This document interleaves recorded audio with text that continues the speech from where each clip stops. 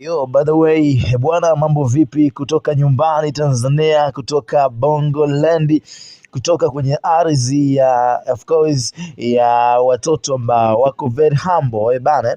So moja ya story kubwa zaidi kwenye upande wa michezo ni kuhusiana na dirisha la usajili ambalo limezidi kuchukua kasi, lakini pia ukizingatia ishu ya dabi Simba na Yanga imeendelea kuwa mvutano zaidi kwa namna moja au nyingine kupitia mitandao ya kijamii, lakini pia wana Simba na wana Yanga wamekuwa wakivutana kuweza kuona nini ambacho kinaweza kutokea. Kwa upande wa Young Africans hawako tayari kuweza kucheza dabi hiyo ya Kariakoo ambayo itakucheza Machi 8 mwaka 2025, so hakiweza kufanyika.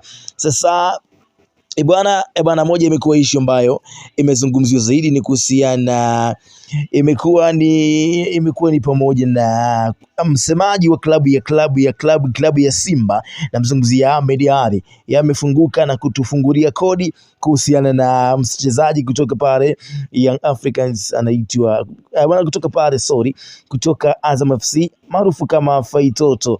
Anasema kwamba Young Africans hawana uwezo wa kuweza kumnunua Mpanzu, hata wachangishane bilioni 1 kwa kila mchezaji, hawatakuwa na uwezo wa kuweza kumchukua Mpanzu. Lakini pia amefungua kodi kwamba Faisal Salum anaweza kujiunga na klabu hiyo ya Simba kwa msimu ujao mwaka 2025-2026. So ni jambo la kusubiri, jambo la kuweza kuwait, na jambo la kuweza kuwa na taswira na nini ambacho kuweza kusubiria zaidi, kitu ambacho kitaenda kuhappen. Sasa niambie kwenye sehemu ya comment una maoni gani kuhusiana na Faisal Salum Abdalla. Upo tayari kuweza kumuona Simba au kuweza kumuona Yanga? Nifungulie hapo kwenye comment. Bwana, hapo ni Chris Media 24.